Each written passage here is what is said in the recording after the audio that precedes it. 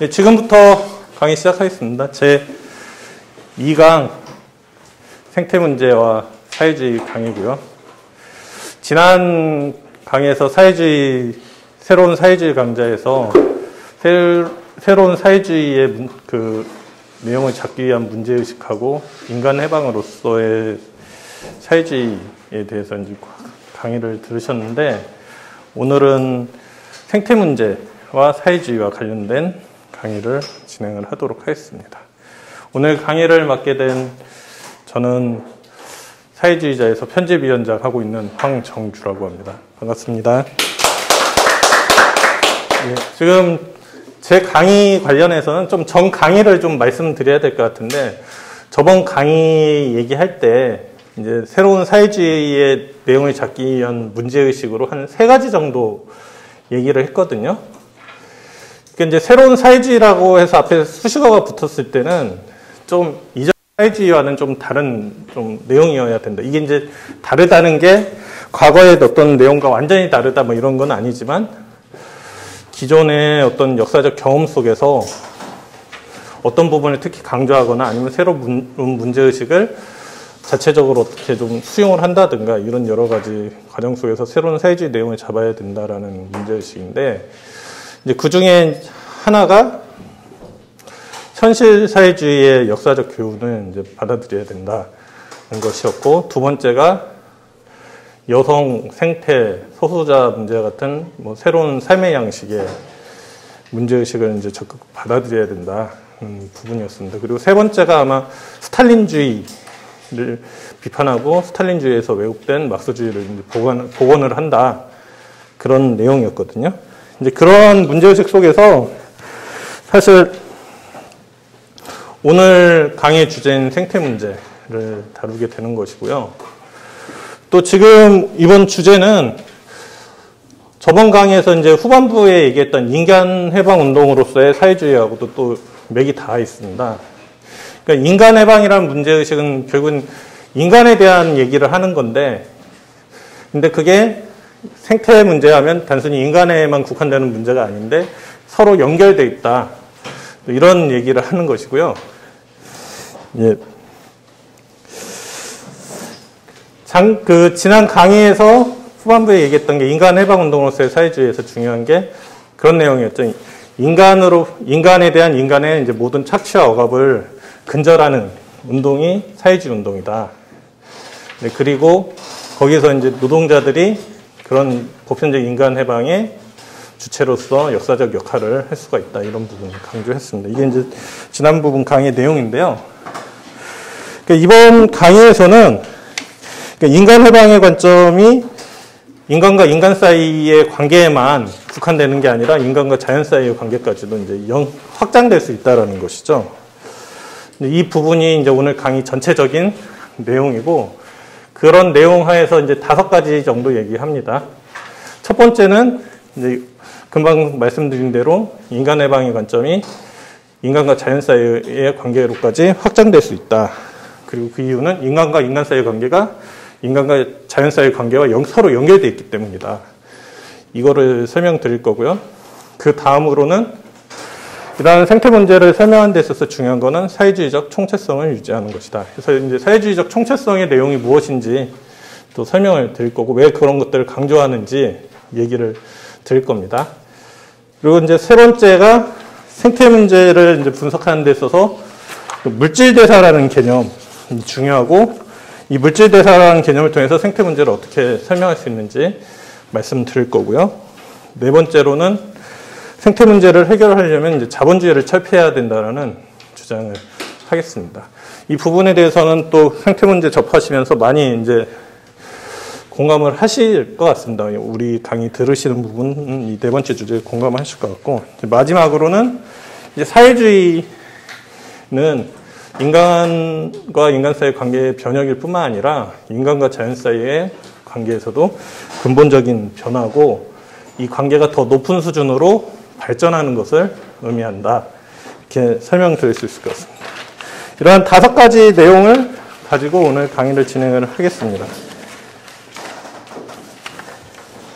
아마 이제 오늘 강의 들으시는 내용은 뭐 처음 접하시는 분들도 있을 수 있고 또 비슷한 내용을 몇 차례 들으신 분들도 있으시거든요. 그리고 이제 이 내용 관련해서는 뭐 여러 이제 의견들이 있을 수 있는데 이 부분은 뒤에 또 질의응답이나 이제 토론 시간에 이야기를 나눠보도록 하겠습니다. 그리고 사실 이 강좌의 교재가 좀 내용이 좀 짧거든요. 그 이유가 저희가 예전에 특집 기사로 냈던 것을 이제 교재로 이제 묶었기 때문에 좀 내용이 짧습니다. 그래서 저희 사회주의자 매체 보면 막수주의 생태론을 말하다라고 해서 1편, 2편으로 해서 두 편으로 나눠서 쓴 기사가 있어요. 이 기사를 보면 좀 더 자세한 내용을 이렇게 들을 수가 있습니다. 그래서 그 기사를 꼭 시간 내서 좀 참조를 해주시고요. 네. 그 이제 기사 이제 어쨌든 뭐 참조하시면 좋을 것 같고, 네. 그럼 본격적으로 강의를 진행을 하도록 하겠습니다. 첫 번째 이제 내용은 인간의 방해 관점이 자연에 대해서까지 이어진다는 것이고, 그것은 인간과 자연 사이의 관계는 인간과 인간 사이의 관계와 서로 연결되어 있기 때문이라는 것입니다. 이 부분에서는 아주 기본적인 출발점은 이 교재에 처음 나왔습니다. 인간과 자연 사이의 관계에서 인간이 있고 자연이 따로 있는 게 아니죠. 사실은 인간은 이제 자연의 일부고 자연의 산문이라는 거죠. 그러니까 인간 자체도 자연이라는 거죠. 그러니까 그런 자연적인 존재이기 때문에 인간은 자연에서 벗어나서는 뭐 살 수도 없고, 그리고 이제 자연으로부터 얻은 여러 물질들을 가지고서 지금까지 이제 생존을 해오고 사회를 유지 발전시켜 왔다는 겁니다. 그러니까 자연에서 벗어날 수 있을까요? 거의 종교적인 사고 아니고서는 못 벗어나죠. 영혼이 있어서 어디론가 가지 않는 한은 자연 안에서는 우리는 이제 결국에는 흙에서 와서 흙에서 간다라는 표현을 많이 하는데 이제 그런 존재라는 거죠. 근데 이제 이런 이제 인간과 자연 사이의 관계는 결국엔 인간과 인간이 맺는 관계가 긴밀하게 연결이 되어 있다는 겁니다. 여기서 이제 중요한 게 노동이라는 개념이에요. 지금부터는 조금 필설을 하겠습니다.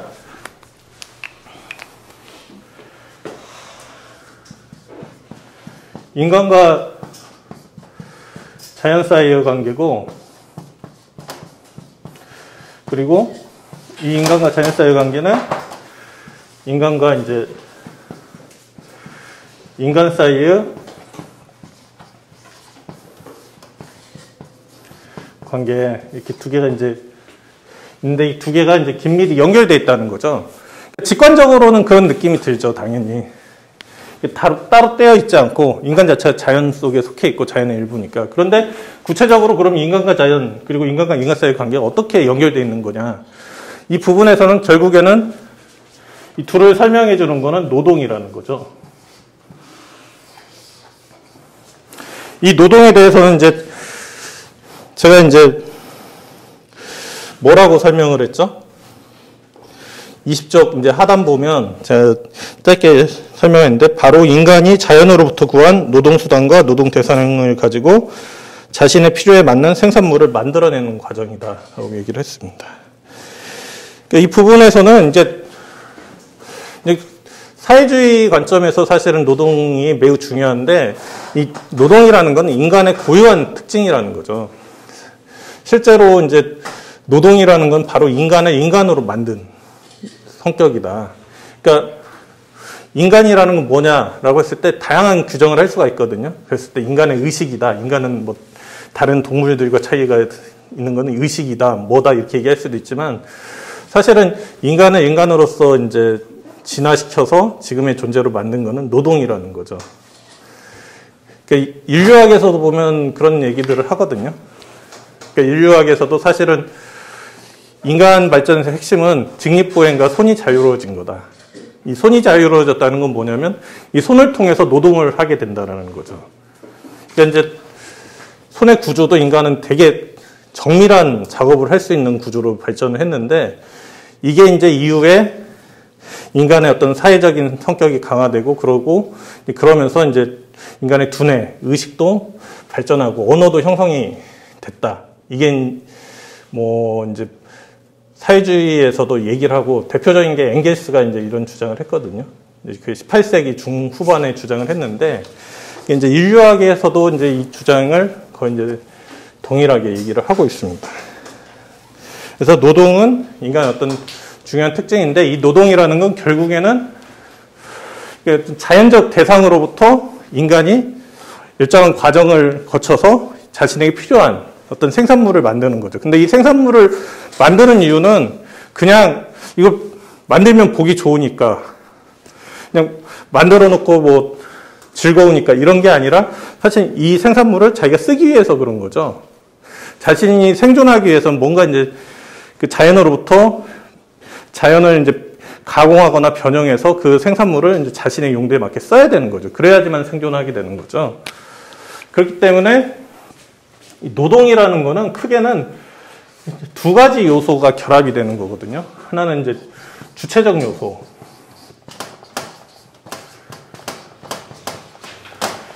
그리고 이제 객관적 요소죠. 이 주체적인 요소는 인간 자신이죠. 그리고 이제 실제로 사회를 보면 뭐 이게 이제 사회가 더 발전해야 되지만 사실 모든 사람이 노동을 하지는 않거든요. 유한계급이 있어요. 지배계급들은 사실은 잘 노동을 안 하잖아요. 그러니까 이제 인간이면서 이제 실제 이제 이런 노동을 하는 사람들, 생산을 하는 사람들은 이제 생산자라고 이제 부를 수가 있죠. 객관적 요소는 큰 틀에서는 생산 수단이라고 얘기하는데, 여기서는 좀 세분해서 얘기하면은 일종의 노동 도구가 있어야 되죠. 그러니까 인간의 노동에서 중요한 특징은 사실 도구의 발전이거든요. 그러니까 도구를 사용하는 동물들도 꽤 있죠. 원숭이 중에도 있고 수달도 있고 도구들을 사용하는 경우가 있지만 이렇게 인간적으로 그 광범위하고 복잡한 도구를 사용하는 그런 이제 동물은 이제 없는 거죠. 그래서 이제 이 노동 도구라는 게 매우 중요한 특징이고, 그리고 그냥 노동 도구가 있다고 해가지고 자기가 원하는 뭔가가 나오는 게 아니잖아요. 그러니까 이 노동 도구에 노동을 위한 어떤 재료가 있어야 되죠.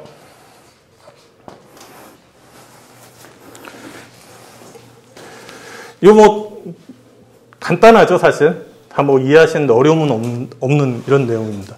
그렇기 때문에 그게 노동은 끊임없이 인간과 자연이 상호작용하는 과정이라는 거죠. 이 상호작용에 대해 아직 어떤 가치 판단을 안 하고 있는 겁니다. 왜냐하면 이제 이 방식이 실제로 어떠냐, 이건 이제 조금 뒤에서 이제 설명을 드릴 거고, 어쨌든 노동이라는 거는 이 과정이고, 결국에는 인간은 이제 생존을 위해서 노동을 하고, 그 노동의 결과물인 어떤 생산물을 얻어서 그걸 자신의 생존을 위해 쓰는데, 이 노동은 결국에는 주체적 요소와 객관적 요소의 결합이게 되고, 그러니까 이 과정이기 때문에 인간이 끊임없이 인간이 아닌 외부 자연과 계속해서 상호작용하는 그런 과정이라는 거죠. 그래서 결국에 노동이라는 거는 인간이 다른 자연과 관계 맺는 이런 과정이 노동이라는 거죠. 그런데 노동은 단순히 자연과의 관계만 뜻하는 게 아니죠. 노동은 인간과 인간 사이의 관계이기도 하다는 거죠. 사람이 이제 살아가는데 어떤 필요한 걸 내가 얻는다. 내가 어떤 옷을 구하고, 내가 먹을 것을 어디서 얻고, 혹은 잠잘 때를 얻고, 그 외에 이제 기타 등등 내가 뭘 적어야 된다고 어떤 필기도구를 만들고, 5만 가지 것들이 있을 수 있죠. 근데 이거를 인간이 어떤 개인 혼자서 할 수 있나요? 이제 그렇게 하면 이제 자급자족이라고 하잖아요. 근데 그거를 이제 이상한 이제 소설인 로빈슨 크루소 뭐 이런 건데, 그 영화도 있잖아요. 그 톰 행크스가 나오는 캐스터웨이. 예, 그런 데 같은 경우 진짜로 불가피하게 이제 어떤 무인도에 안착하니까 그 생존하기 위해서 자신이 모든 걸 다 만들어내는데, 사실은 그런 경우는 지금 거의 없죠. 여기 계신 분들 중에 자기가 입고 쓰고 마시는 거를 다 자기 스스로 만들어낸다. 그런 분 없으시죠? 이제 뭐 지금 여기 제 컵이 있는데 물을 한 잔 마시겠습니다. 이 컵도 주 재료가 이제 스테인글라스하고 이제 플라스틱이잖아요. 이 스테인글라스를 내가 직접 집에서 만들어야겠다. 뭐 셀프 제작하는 그런 사람은 없어요. 그러니까 그만큼 이게 고도의 이 조그마한 거 하나, 물건 하나에도 고도로 집약된 노동이 들어가고 사회적인 노동이 들어간다는 거죠. 그러니까 이 노동이라는 건 결국에는 사회적인 노동이고 집단적 노동이라는 거죠. 그러니까 사회적 집단적 노동이라는 거는 어떤 동일한 물건 만드는데 함께 일한다는 것만 있는 게 아니에요. 그러니까 각자는 각자의 어떤 맡은 노동을 하지만 그게 전체적으로 모이면 사회 전체를 유지하는 전체적인 노동이 된다는 거죠. 그러니까 어떤 사람은 컵을 만들고 어떤 사람은 책상을 만들고 어떤 사람은 뭐 종이를 만들고 어떤 사람은 옷을 만들고 이런 것들이, 그리고 뭐 그 각각을 만드는 노동도 여러 사람들이 모여서 함께 만들고 그 함께 만드는 속에서도 사실은 동일한 작업을 하는 게 아니라 분업화해서 하죠.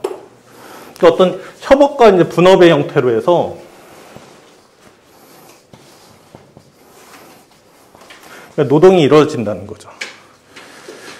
그래서 인간의 노동이라는 거는 앞서 설명한 대로 자연과 끊임없이 이제 소통하는 과정인 동시에 인간들의 상호 간의 어떤 관계 속에서 이루어지는 노동이라는 거죠. 그렇기 때문에 이 노동의 어떤 방식이 어떠한 방식이냐에 따라서 자연과 인간이 맺는 관계가 어떻게 되느냐가 결정되고 인간과 인간이 맺는 관계가 어떻느냐 이렇게 결정이 된다는 거죠. 이것과 관련해서 이제 막스 같은 경우에는 이제 여기 이제 교재 보면은 1844년 경제학 철학 초고에서 이제 이런 문제를 이제 잘 설명을 하고 있다라고 제가 이제 설명드렸는데요. 그러니까 막스는 이제 노동의 소외란 얘기를 하는 거거든요. 그러니까 노동의 소외라는 거는 모든 사회에서 생겨난 건 아니고 이제 사적 소유라는 게 등장한 사회에서 이제 사적 소유가 등장했다는 건 이제 사실상 자본주의를 얘기하는 건데 이 자본주의가 존재하는 사회에서 이게 노동의 소외가 발생을 한다는 거죠. 그래서 공간을 위해서 얘기를 좀 지워야 되겠네요.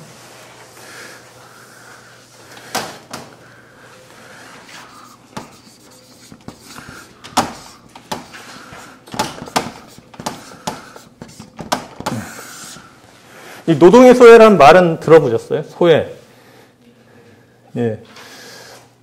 그 소외를 어떤 현상을 지칭하는 거죠?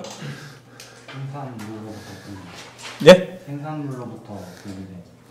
예. 그러니까 이제 분리됐다는 것만 얘기하는 건 아니고요. 이 소외라는 건 거기서 더 나가는 거죠. 그러니까 생산물은 항상 인간으로부터 분리되잖아요. 그러니까 노동의 소외라는 거는 결국에는 어떤 인간과 인간 사이의 관계에서 어떤 문제가 발생했다는 거죠. 이제 거기서 이제 막스가 얘기하는 노동소의 첫 번째 현상은 노동 생산물로부터의 소외라는 거거든요.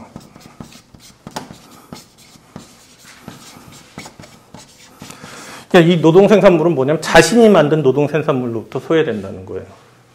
이 얘기는 뭐냐면, 뭐 많은 분들 다 어디 누군가한테 고용돼서 일해본 경험이 있으시죠? 그래서 열심히 일하죠. 그러면 이제 그 일하는 과정에서 유무형의 어떤 재화나 용역이 만들어지는 거예요. 그러니까 내가 노동을 하면 이 노동을 계속하면 노동의 결과물이 생겨요. 그 대상화라고 하는데 이제 그 결과물이 이제 노동 생산물이 되는데 이건 내가 만든 거잖아요. 그런데 이제 이 분리될 뿐만 아니라 이게 내 거가 아니에요. 내가 열심히 일해도 이 노동 생산물은 내 거가 아니라는 거죠. 열심히 내가 일을 해도 내가 일한 노동의 결과물은 내 거가 아닌 상황이 노동의 이제 노동 생산물로부터의 소외예요. 그러니까 이게 자본주의에서는 전형적이죠. 그러니까 같은 계급사회라고 하더라도 가령 농경사회 같은 경우에는 내가 생산한 건 일단 내 거예요. 소작민도. 그거를 이제 강제적으로 뺏어가는 거죠. 얼마 내 나라에서. 그런데 자본주의에서는 이제 사적 소유가 형성되면 내가 열심히 생산한 노동에서 이거 내 노동이 어떤 결과물로서 만들어진 건데 내 노동의 결실인데 이게 내 게 아니라는 거죠. 근데 이렇게 되는 사회라면 그 노동 생산물로부터만 소외되는 게 아니라 그 노동 과정, 어떤 노동 행위 그 자체로부터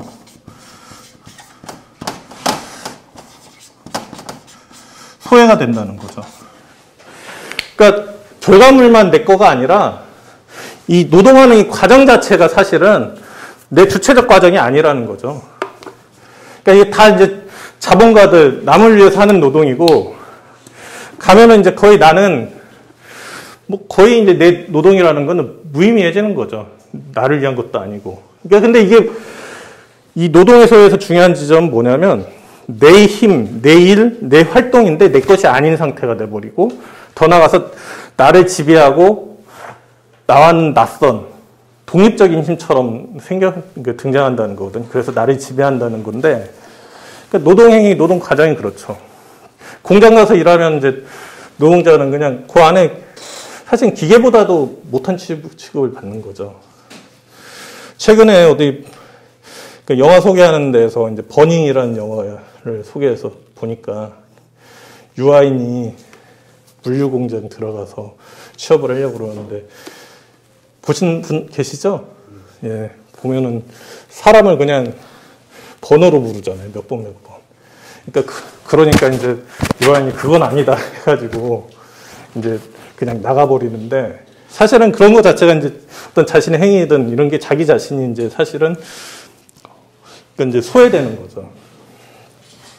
근데 이게 이제 더 나아가면 유적 존재로부터 인간이 이제 소외된다라는 얘기를 하거든요.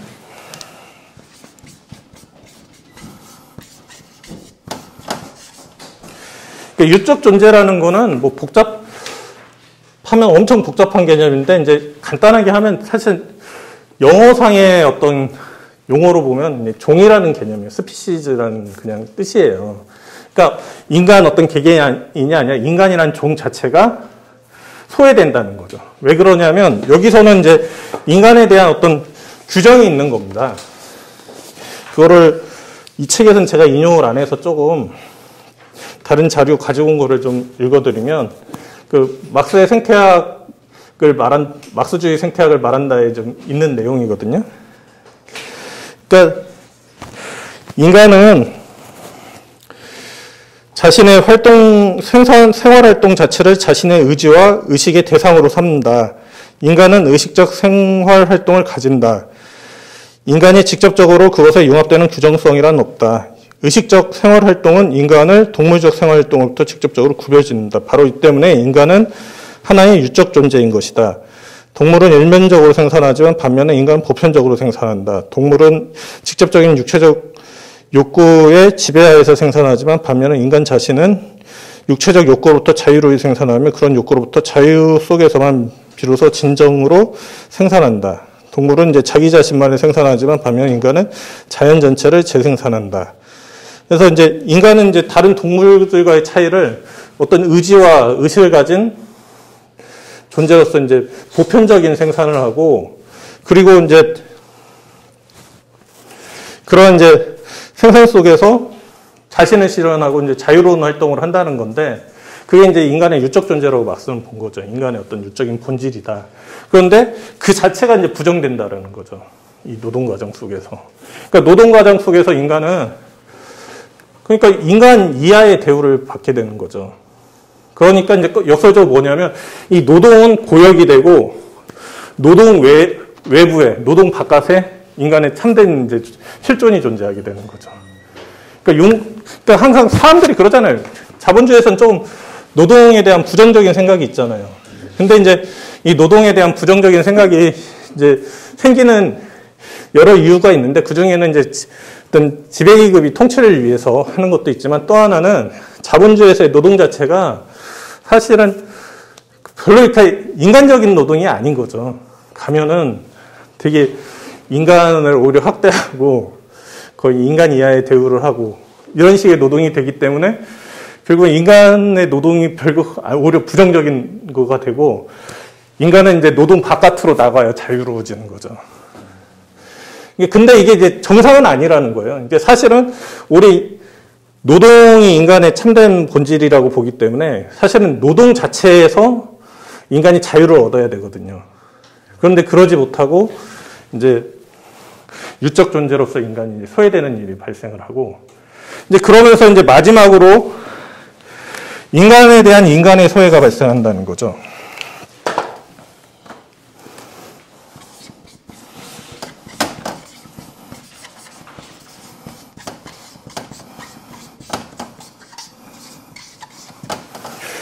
그러니까 인간에 대한 인간의 소외가 이제 발생하는 거는 어떤 추상적 인간이 어떤 추상적 인간을 소외하고 그러는 게 아니에요. 구체적으로 인간에 대한 인간의 소외는 특정 인간이 다른 인간을 소외시키는 거죠. 그러니까 이런 노동생산물로부터의 소외, 노동과정 행위로부터의 소외, 그리고 유적 존재로서의 소외가 발생하는 거는 왜 그러냐? 그거는 인간이 다른 인간을 소외시키기 때문에 그렇다는 거죠.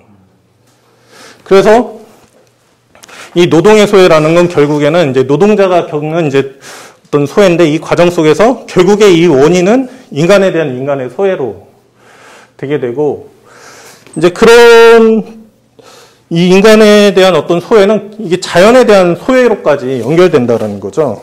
이 부분은 이제 제가 말씀드리기 위해서 긴 얘기를 한 건데, 22쪽 보면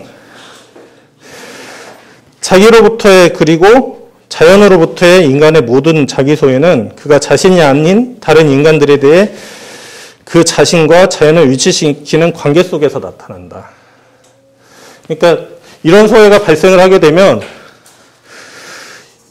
그러니까 자연과의 관계에서도 인간이 소외되는, 그리고 거꾸로 자연도 이런 관계 속에서 다른 인간을 소외시키는 관계와 비슷한 그런 대우를 받게 되는 거죠. 이제 그래서 막스가 본 이제 공산주의는, 이제 공산주의라는 거는 이제 사회주의하고 비슷하게 쓰는 거예요. 그러니까 경우에 따라서는 공산주의가 더 옳은 개념이다 이렇게 얘기하시는 분들도 있지만, 또 많은 경우에는 이제 사회주의와 공산주의가 비슷하고, 이제 사회주의가 더 높은 단계로 가면 공산주의다 이렇게 이제 또 일반적으로 보거든요. 그런 개념 속에서 이제 보시면 되는데, 공산주의는 완성된 자연주의이자 인간주의로서, 그리고 완성된 인간주의이자 자연주의로서 존재하고, 인간과 자연 그리고 인간과 인간 사이의 충돌의 참된 해결이다. 이렇게 설명을 하고 있습니다. 그러면 가장 기본적인 틀을 얘기해 드린 건데, 결국에는 인간은 이제 노동이라는 걸 통해서 외부 자연과 그리고 다른 인간들과 이제 관계를 맺게 된다는 것이고요. 그런데 그런 거기 때문에, 그러니까 어떤 노동 속에서 자연과의 관계에 어떤 문제가 발생하는 것은 인간과의 관계에서 문제가 발생하는 것과 결합돼서 나타날 수밖에 없다라는 얘기입니다. 그러니까 이 관계가 따로 있는 게 아니라 어떤 노동 과정 속에서 동시적으로 나타나는 거죠. 예, 그렇게 보실 수가 있고요.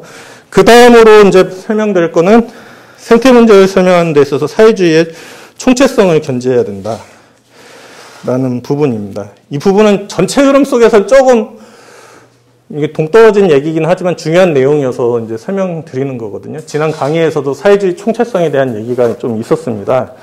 그러니까 이 사회주의 총체성을 견지해야 된다는 건 뭐냐면, 어떤 새로운 문제들, 뭐 생태면 생태, 여성이면 여성, 소수자면 소수자, 그 외 여러 다양한 문제들, 특히 또 최근에 이제 생겨나는 여러 이제 문제들도 있을 수가 있고요. 그러니까 이 문제들이라는 걸 뭐 부정적으로 얘기하는 건 아닙니다. 사회 문제들 뭐 이런 것들이 있을 수 있는데, 이제 그런 문제들을 설명하는 데 있어서 어떻게 접근해야 되느냐라는 거죠. 근데 많은 경우가 그런 게 있는 거예요. 이 생태 문제와 관련해서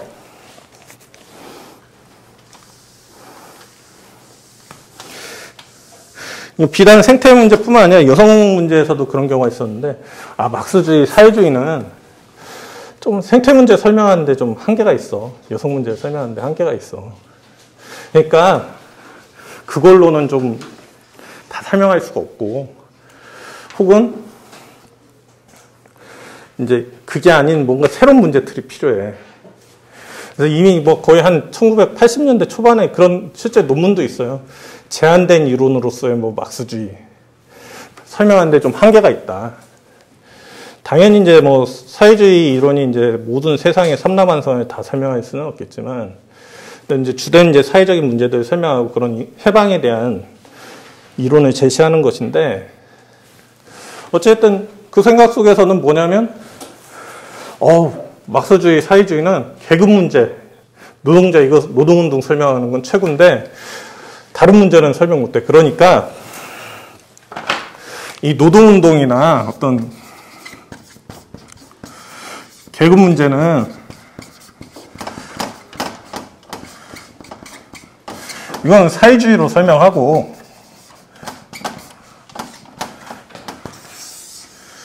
다른 문제들, 가령 생태 문제는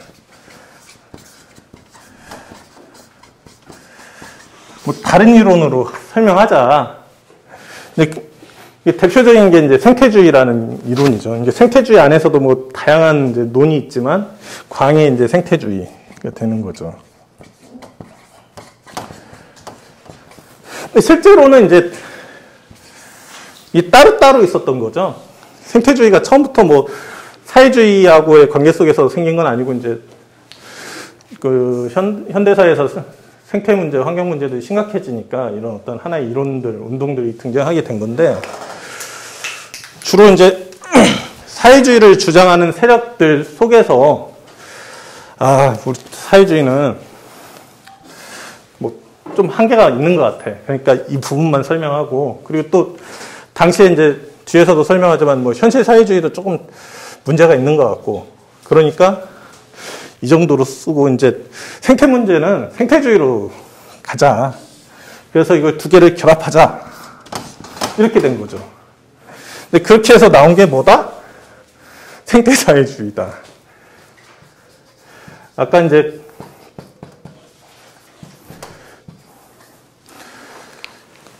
생태사회주의 이제 책 읽기 모임도 하신다고 제가 들었는데, 그때 이제 조금 생각이 다르다고 한 부분이 이제 이런 거예요. 그러니까 이 생태사회주의라는 거는 사실은 어떤 사회주의라는 이론 틀 속에서 생태 문제를 설명하는 방식이라기보다는, 그러니까 사회주의는 뭐 그 영향이 있으니까 거기서만 놀고, 생태 문제는 생태주의로 이렇게 또 한다라는 그런 방식이라는 거죠. 그래서 이제 기계적이고 병렬적으로 결합시켰다는 거죠. 뭐 요즘 쓴 말로 하면은 케미가 없는 거죠.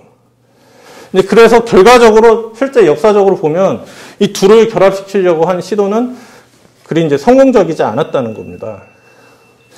이 이제 시도는 대부분 둘 중에 하나로 이제 가게 된다는 거죠.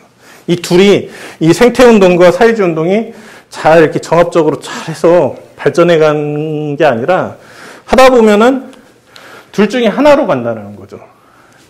생태로 가든지 사회주의로 가든지인데, 근데 대부분 생태사회주의를 하시는 분들은, 그러니까 사회주의는 좀 안 된다는 생각을 하고 계시는 거예요. 사회주의로는. 그러니까 갈수록 이제 생태주의로 가는 거죠. 이제 이렇게 된 거는 이론적으로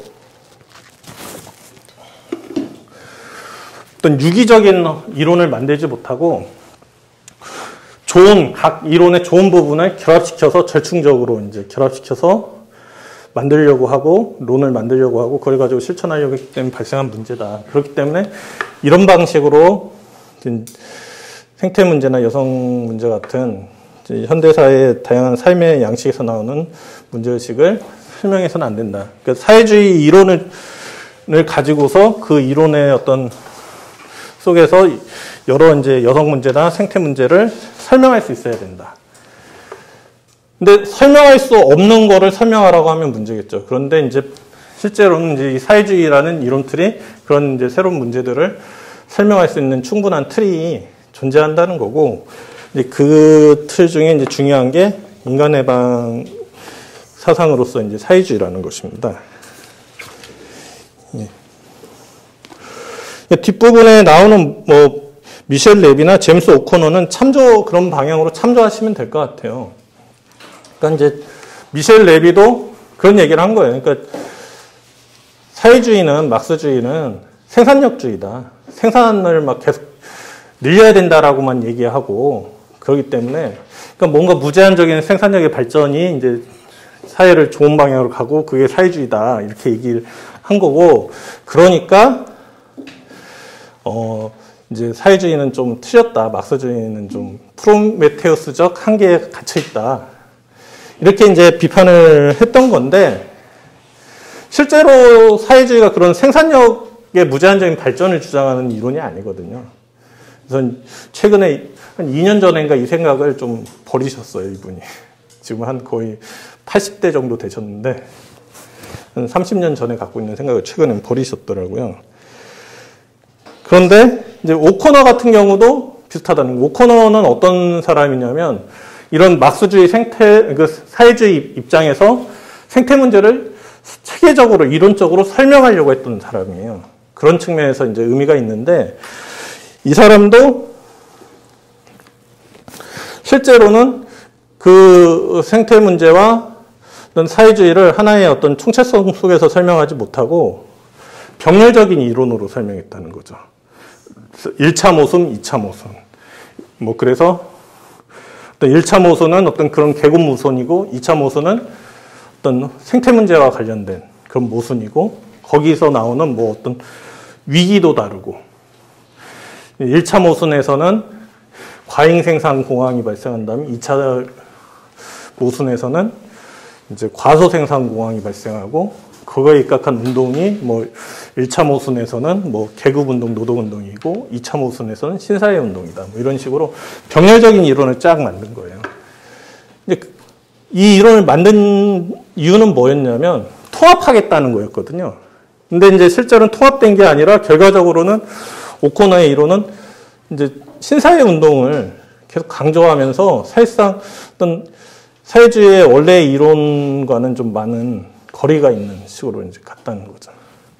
그런 한계가 이제 있었고요. 그래서 이 생태 문제를 설명하는 데 있어서는 사회주의적인 총체성을 가지고 설명을 해야 된다라는 거고, 좀 어떻게 보면 저희가 이제 설명하는 그런 총체성 속에서 어떤 막스가 가지고 있었던 원래의 이론 틀을 복원하고 그거를 이제 뭐랄까 현실에 맞게 적용해가지고 생태 문제를 설명하는 거다 이렇게 말씀드릴 수가 있습니다.